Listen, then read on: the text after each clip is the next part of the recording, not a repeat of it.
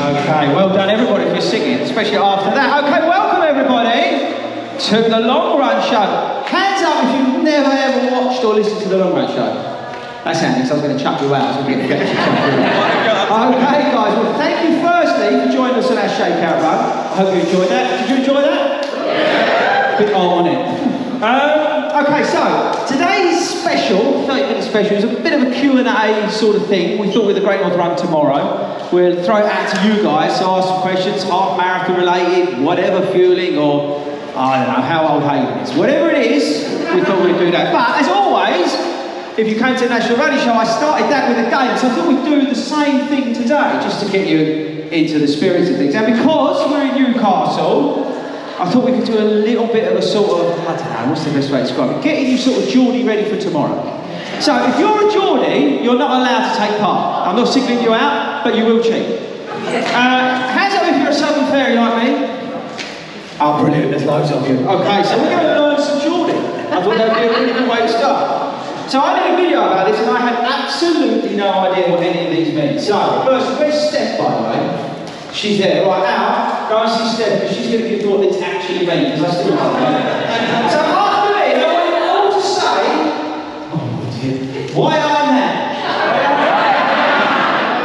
Hands up if you know what that means. Right, hang on. How's definitely not what it means. How's going to wear it? How are you? Steph? No? We just say it. No, we just say it. It doesn't mean nothing, we just say it. Okay. Next one. This is going to be. If you're clamming, have a stotty. After me. If you're clamming, have a stotty. Go. If you're clamming, have a stotty. Alright, who knows what that means?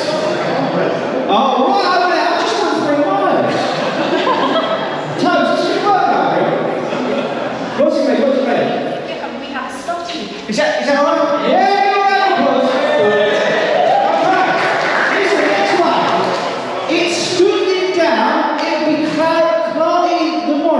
You must have known. Try it! After it! It's stood in good. It will be cloudy tomorrow. It will be cloudy tomorrow. Anyone know? Yes. It's got to be weather. It's raining heavily, so it'll be very muddy tomorrow. Yeah! Okay. And this is for you lot. After the Great North Run tomorrow, all of you. I'm canny knackered. Let's get here. Go. I'm canny knackered. Let's go. Any ideas? No expletives. No expletives. Yeah. Last one. Because this, I still don't know what this actually means. How man, I'm Nebby, gives a dicks.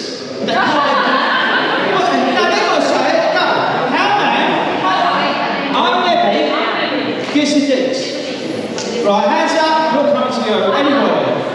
Anybody? No. Right. Yeah, man, I'm nosy. Give us a look. Alright, yes, give a round of applause. Okay. One more thing to do, which is very, very, very, very, very important. This young man here, this weekend, is 72 years old.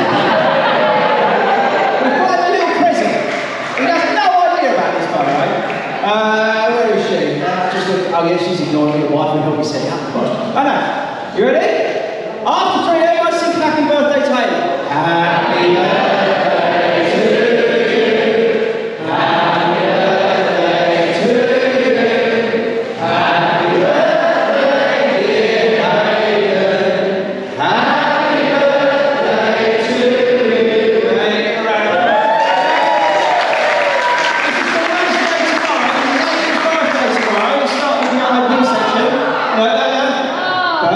boy, look.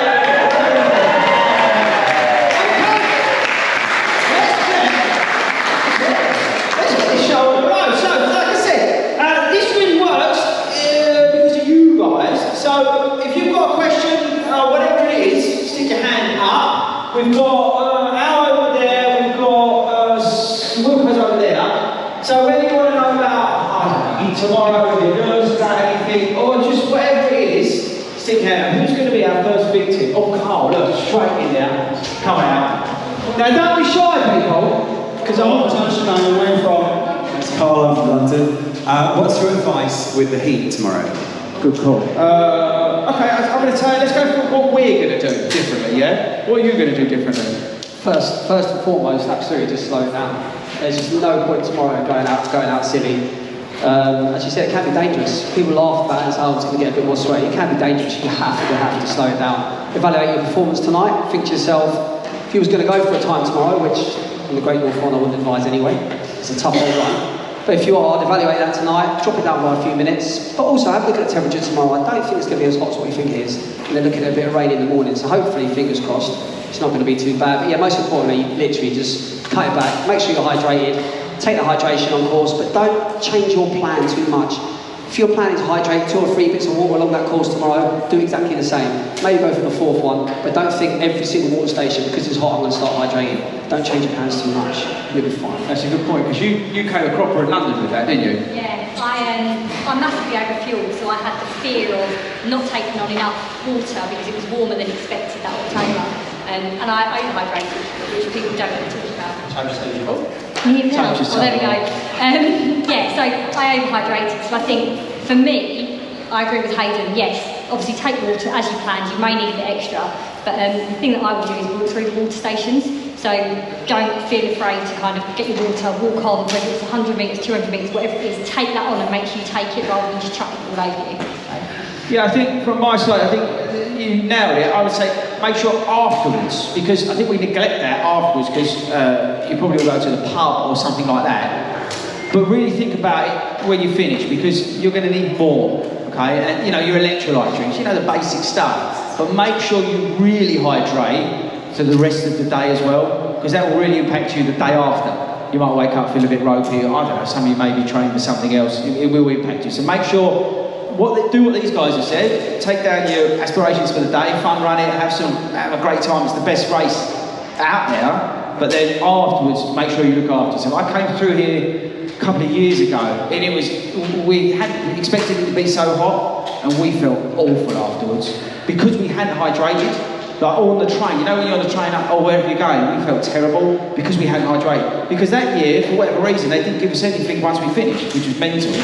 Hopefully this year, I think they're going to put more out. So another quick cheat is like after you finish here, go and get a bottle of Coke and stick it in your bag and put that in the bus. An extra drink in your bag for when you finish. Maybe something salty as a snack. Something like that afterwards can bring you back to life. But yeah, do what the guys and girls said. Right, next question. Yes. Oh, if you are going to overhydrate as such, you're going to take on more water. It's really important, especially if you're a sweaty runner. Make sure you take something with salt-based. Yeah, salt sticks, things that are really good. Otherwise, the more salt you lose, you've got more danger of dehydration. Actually, hang on, I've got an idea. Where's Ben? Ben, you take salt. When do you take your salt tablets? I take mine half an hour before we start, and then one every 4 miles. Okay, so good. And I've got some. Yeah, there you go. Right, so there was something you said. Yeah, I'm here. Hi, what's your name? My name's Barty, I'm from the Two. She's no knowledge. I get very excited, like an excited puppy, and I shoot out the traps at 100 miles an hour. How can I slow down so where we sound? Did you understand that?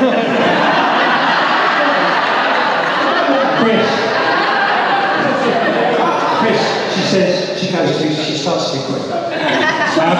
How can she avoid that? I thought she was asking me out for a date. Well, she ain't now, mate. So who wants that one? Where's Al? Al, say that one. Starting too quickly. You have to kind of rein yourself in, so you kind of have to be in that of kind of trying to block all that excitement that's going to be happening tomorrow, because most people will want to go off fast, so it's just about having a little bit of self-discipline. You can, I don't know if you're running to a particular pace, but use tech if you got it, just to keep an eye on, don't get too obsessed. And the third thing is just have a kind of marker in your mind, whether it's a couple of miles in, just as a checkpoint. So if you find yourself and you haven't got carried away, give yourself plenty of time to pull it back early. Don't wait until you're halfway and you're kind of well into the race to go, oh, I've gone a bit too fast, I now need to start worrying. So set that checkpoint in quite early, and it gives you a chance then to... And it's a great race to do that, because the biggest picture that you'll go over the Tyne Bridge, which is about a mile and a half in, something like that. So you can just take it easy and get to the bridge and then see how you feel and take it from there. That's a very good point. I think it's really easy at Great North Run because there's like, I think 5 or 6 lanes, and you send out and you feel like you're starting the Grand National. And then you'll see the geezer up there with his hat on chain, cheering, there'll be the BBC up there and all that. And you can't help but get ahead of yourself. You're absolutely buzzing. But, like Wilco said, even if you use between the start and the Tyne Bridge, just to rein it back. Keep it well within yourself, find that rhythm, because it's going to be super busy. You're probably going to be weaving about anyway, but just hold everything back, at least to the Tyne Bridge, and then settle in, and then sort of go from there. Anything from you? Yeah, I'd say pick yourself. Have a look at the route tonight. Pick yourself like a target, like maybe 2 mile point. Think to yourself, at that 2 mile point, I want to be there at 22 minutes exact. Play a game with yourself. See how close to that 22 minutes you can get, and then think to yourself, at 5 miles, I want to be there at say 1 hour. See how close you can get to that 1 hour. Make that your goal rather than your finishing goal. And then suddenly you're on track and you're at the right pace. You haven't gone out too fast. If you feel good, back end, you can just give it a go. Now, you're doing it for the first time tomorrow. Yeah. So, apart from having the joy of running with me, what's your strategy for not going off like a maniac tomorrow? Run to field, because you're watching also go, and I think Hayden's made a good point, but I think you know in yourself how it feels, and with the heat, if it feels hard, it is hard to back out. There's no point in going off feeling like you're ruined by the end of like the first 5k, and then you're thinking, actually I've got another 16 to go. So. Okay, all right, we'll let her off. Next. Okay, name where you're from? Hello, my name is James from Sunderland. First, well, it's actually 2 questions, if that's okay. First of all, because I'm planning to do my first Lakeland, if you're into Lakeland 50. Lakeland 50? Yeah, Lakeland 50. No.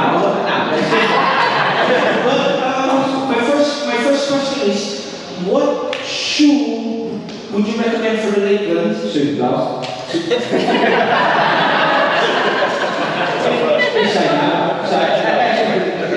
You went out on the move. And the second question, slight personal, what shoe are you going to use tomorrow? I'm not going to say, because Carl, where is he? So he's looking for shouting us to start this. We're going to a comp on Instagram about what race you want to run tomorrow. And if I give that out today, I might get absolutely shot by it. So, move on without anybody noticing. Next question. Mick, I'll come see me. Your name's Nick, I see. Yeah, Mick from Staffs. In the pens tomorrow, is the left-hand side or the right-hand side the best to go? Hands up if you're going left. Hands up if you've got no idea what we're talking about. So, they all listen to the podcast, which is good news. So, look, I went a bit rogue last year and I went right, and I can tell you it's better left. So, definitely stay left because you'll get to do the oggies first. Alright, so the oggies are through the underpass. So you'll come out, whatever you do, go left. And then all of a sudden you'll be running through and then some idiot like me will start shouting really loud and then the rest will just take over. And then you'll be doing it the whole way because there's underpass after underpass all your way to the Tyne Bridge. It is one of the best things. Your hairs on your arms stand up when it's going on. It is crazy that just how many people do it is just unbelievable. It's 100% go left. It's, the right is just... There's just nothing going on there, it's all boring. It's all people who do biking, go right. Next question. Hello. Oh, see, that's so sad. For those who have done it before, GNR before, what is your favourite memory of your first GNR? First. Well, I'm thinking of you as well. The reason to look at this, it's actually the first time I ever met Sue and Fletch and Karen. So 2 years ago, I'd done it dressed up as a panda, just to say, why not? It's for prostate cancer, it's for a really good cause. And I was going down to the start, I was by myself, didn't know anyone, I was in a separate pen. And I thought, I really need to go to the toilet. And I had this full zip-up costume with this head on, and I just knew it was going to be a nightmare. I thought, I stand there for ages, debating whether to do it, I thought, right, I'm going for it. So I went up the hill, as everyone does at the start, go up in the hill, into the bushes. Sorry, we're not telling you to do that, because just in case Graham right? Karen. But I gave some people the fright of their life, and as they come up the hill and they saw a panda in the bushes doing it down the toilet. So and one of them people was suing. As I come down the hill, I could hear, Hayden, Hayden, Hayden. I look round and everyone's waving at me. That just made everyone who's lined up to start looking at me and know where I've been, so thanks, man. You haven't done it, so you don't. Wilco? Well, I wouldn't say it was a happy memory, but the most memorable moment really was, and lots of you have done it before, empathise with this, was getting to the bottom of the hill and seeing the sea in South Shields, and then turning left and thinking, I've nearly done this, I've got this cracks, I've got about 300 yards to go, and I ran the longest mile of my life. It was horrendous, and I got all these people, go, man, good man, go, keep going, and all this, and I'm just like, I'm nearly collapsed. Oh dear. So please, if that was one bit of advice for tomorrow, don't think that you've got it cracked when you get to the seaside, because you've still got to do another mile. I'm popping my gin on. You're popping your cherry tomorrow. So yeah. Okay. I tell you what, he's over there, but let's go and ask speaker. I've got a mic, I'll give him this. No, yeah, go and ask speaker, because he did his first last year. He had the joy of running with me. Come on, speaker, your fans want to hear from you. It's that word joy again. Misplacing. It has to be getting my well-fitting medium t-shirt at the end of last year. Right, I shouldn't have asked him, should I? I don't know, where's Karen Lumley? Where's Karen Lumley? Where?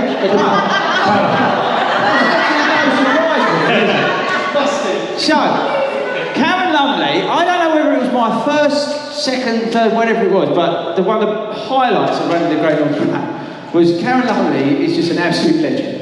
And we was running down, we got down where Wilco was talking, along South Shields, and I just heard Karen shouting as loud as she could. She was absolutely blowing out of her rear end. But she was just the best person to see. Like, it sounds funny, but like with all this stuff we've done, to get down at the end, and Karen was just like, we were just bouncing down the end. It was just a really joyous moment to see each other. She cracks me up anyway, because she was absolutely ruined. And we sort of stumbled across the line. It was just so good. Yeah, it never leaves you. I think I should qualify that, yeah, it was the longest mile I ever run, but it was the best. It was just the best. It was amazing. You got so much, it's just such a brilliant experience you've got to look forward to tomorrow. Yeah. All right, next question. No. Anybody else come over here? Hello, sir. I can't really carry Tim from London. Until the end of July, I was 100% wanting to do this in 1 hour 50 and nothing else 1 hour 50, and if it wasn't 1 hour 50 it would be an absolute disaster and I would head back to London feeling totally a failure in many ways. I want to do 150, but I'm becoming increasingly worried about the heat and some comments that there's a mass sort of like parkrun start to this race going on over the bridge and things like that. How would you manage these expectations? And is it a massive, it's not, maybe crush is the wrong word, yeah. A massive crowd, what's the start? The start is busy. Yeah, the start is busy, but I think it's busy in a good way. You'll feed off of that energy at the start.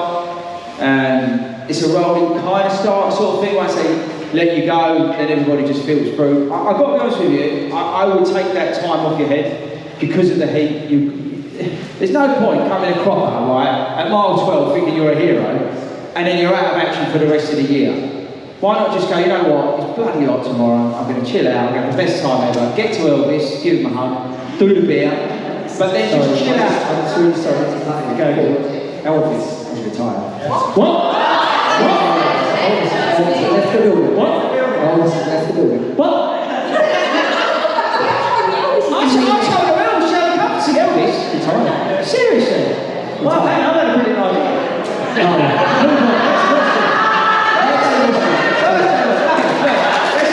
Let's go back, Elvis. So, you're not going to get to Elvis, but the most important thing tomorrow is your health and safety, right? Why be a hero? What does 150 mean to you tomorrow? So much you're willing to risk your life. That would be a Yeah, so what? So I'll be honest with you, I'd sack that right off and I'd go somewhere where it's flat, it's fast, and I'd go do it there. Tomorrow, just have the best time ever, alright? Come and run with me and have me, she'd love it.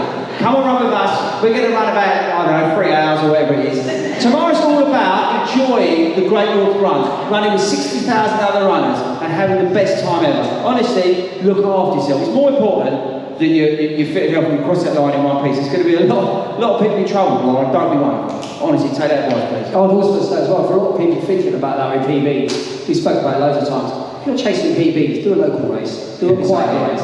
These big races, they're there for a reason to be enjoyed. Not many of you, everyone's going to prove me wrong here now, but not many of you will go out to London Marathon, go out to even Berlin Marathon, maybe go out and get PBs. These are days to be enjoyed. If you want to get a PB, look at target those local races or those smaller races that are flatter, there's less people around, less pressure. They haven't got the stuff at the start we're talking about. And do it at the time of year you want to do it at. But you think, you know what, I'm going to do one in October, it's a bit cooler, I know I can hit a PB, work to that. In the meantime, put this race into your training plan and enjoy it and have fun. This is what these races are for. Nice to meet you, chill.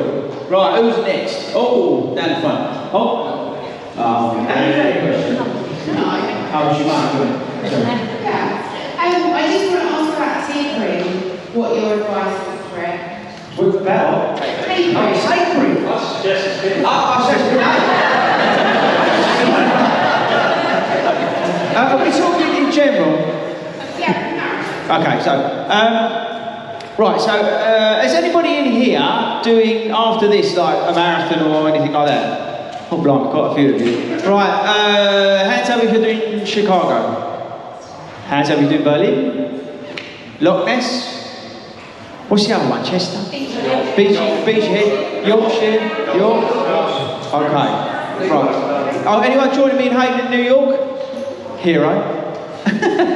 Oh, the boss. Okay. Tapering. Al, what are you going to do with your tapering for Berlin?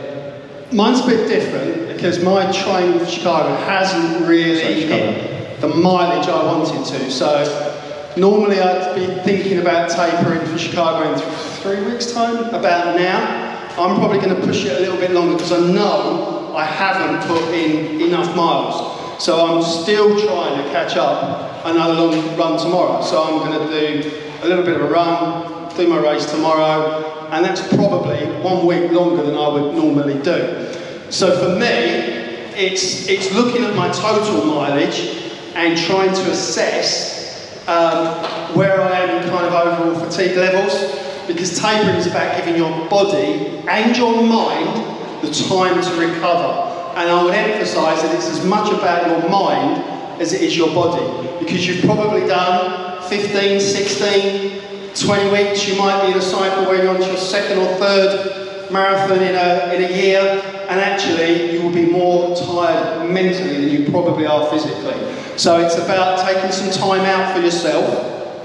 It is about lowering some of the intensity, but doing enough to kind of keep your aerobic levels at the level they need to be. You don't want to kind of come off so much that by the time you get to race day you're thinking, I ain't going to get around the park run, let alone 26.2 miles, because I've just had my feet up, I've carb loaded for 3.5 weeks, and I'm kind of really struggling a little bit. But it's really a personal thing, and I think you've just got to be in check with your own body, and you just got to think about where you've been in your training plan in terms of when to push, and then when just to pull it back. But we'd probably say 2 to 3 weeks is a typical tapering period. That's the ideal period, but for a lot of you who think yourself, you're not sure about tapering, the main idea of tapering is if you're up here at 100% on a chart, and this is your fitness, and you've just done your last run, so your fitness is, your last 20 runs, your fitness is right up here at 100%, your fatigue's going to be down here at 0. The idea is you get that balance right, where your fitness will come down very, very slowly, very, very little bit by little bit over 3 weeks, but your rest and your fatigue will start to come up and start to get a little bit better. The idea is to get that sweet spot, which is about there, which is about 3 weeks. So your body's fully recovered, but you still get your full fitness. When you hit that spot there, 2 of them, you're ready for marathon day, marathon training. Some people that's 3 weeks, some people it's 2 weeks. But it just depends on your body. But this is why it's important when you're doing your taper to not overdo it, because your fitness might go up a little bit more, but your fatigue's going to come down. You've got to get that body fatigue up, get rest of it. There we go. Quite useful, really. I don't think so. Next question. I'm conscious of time now, so I'm going to get thrown out. Next. Yeah, I'm Kaylee, I'm from Sunderland, just don't get it. Yeah, mine is just a bit of a personal one. Like, I do race a lot, but like, I really struggle with pre-race jitters, so I wondered how you all coped with your own personal sort of stand on the start line cut all the anxiety side of it. I'll tell you that one. Go See, on, I'm go. a nervous wreck. Me too. For me, just another dance. I'm murder in the morning, okay? So I have a real set routine. These all take the mickey out of me, but I get up really early. I have everything laid out tonight, and I have a routine of going through everything, and I don't change that at all. Then I get into the pen, and then I'll be looking at my watch, and I'll be focusing on my countdown. And then I'll be looking at the screens to make sure that they've gone off, so everything's okay about that. I've probably been to the toilet about 8 times. But I try and focus on 1 or 2 things that I'm in control of, so I'm well within myself. If I start getting anxious, like I said to you on the podcast the other day, I start looking at 5 or 6 different things, just try and calm myself down. But in general, I just have a very set routine. If that routine's broken, these guys can testify that I am early. But again, I try and centre it back into a calm place, breathing, all that kind of stuff.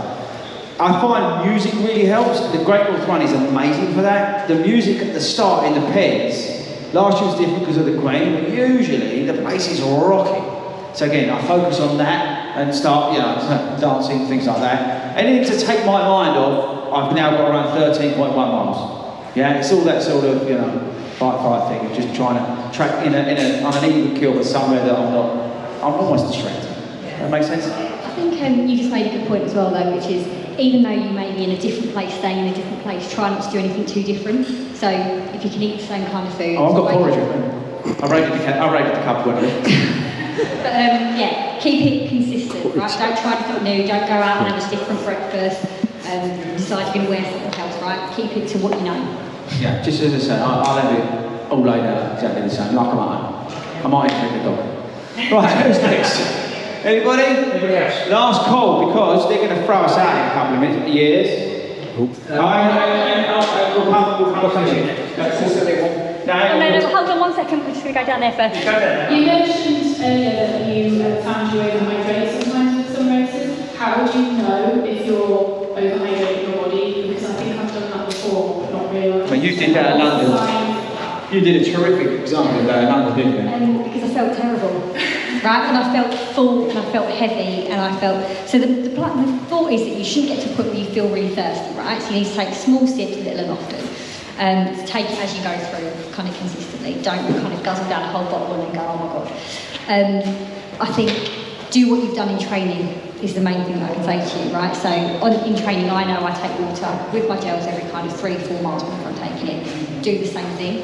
Don't think that just because there is a water station every 2 miles, I think it is tomorrow, that you need to take water every 2 miles. If you're used to taking it every 3 miles, take it every 3 miles. If you take it every 4 miles, do the same thing. Don't think that just because it's there, and if you're used to taking, I don't know, 100 mils, whatever it is, don't suddenly think, you might want to take a bit more because of the heat, but don't guzzle down 500 mils and think you're going to be the same. I think you'll know, because it starts swashing about. I did it at Edinburgh, and that's why I came out stuck at Edinburgh, because I overhydrated as well. I had a chronic stitch at like mile 20, 25. And it just ruined me. I don't know why I was doing it, because it's only like 15 degrees, it's just an idiot.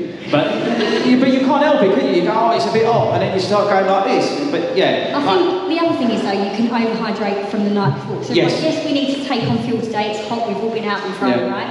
So yes, we're going to drink, we need to make sure we've got water, take electrolytes, what we need to take.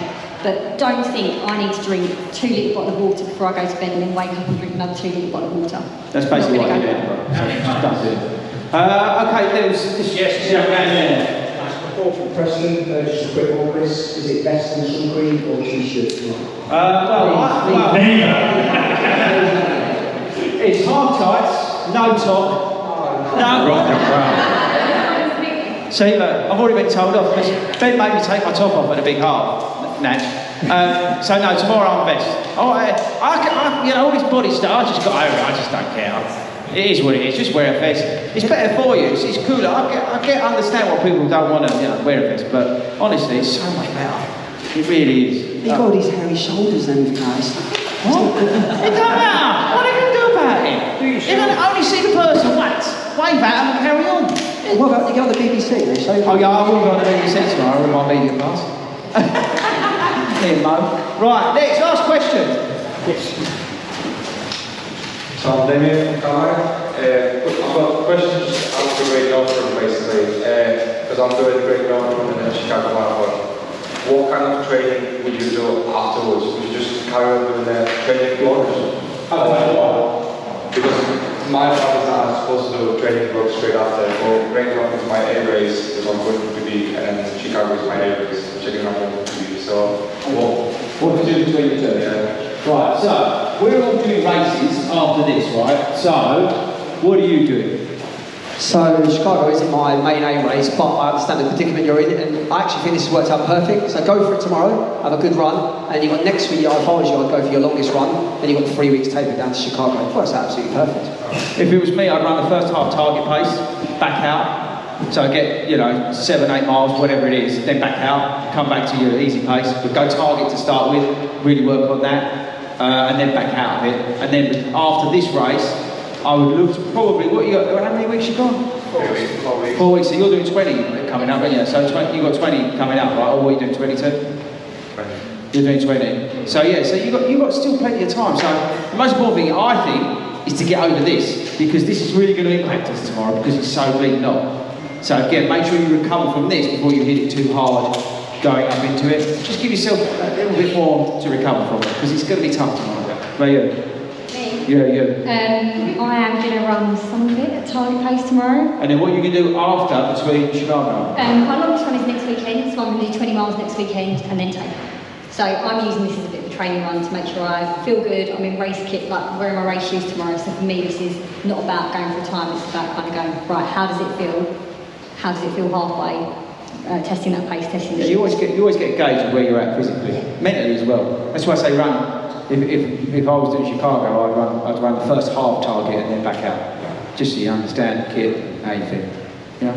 Right, we really probably should wrap it up because they're probably going to chuck us out. Has anyone got anything dying they want to ask before we go?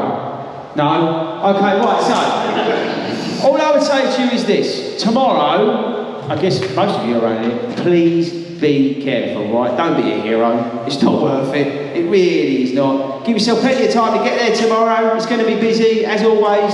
Give yourself plenty of time. Make sure you thank all the volunteers. Make sure you thank all the St John's ambulance. Make sure you thank the geezer who's picking up the cup off the side of the road and putting it in the bin for you. All that kind of stuff. Look after each other as well.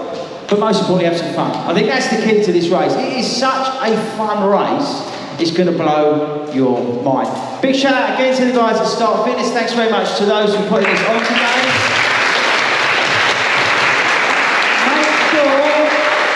Make sure you head over to the store, clear them out of everything. Use my code 40rounds again. You're all very welcome to use that.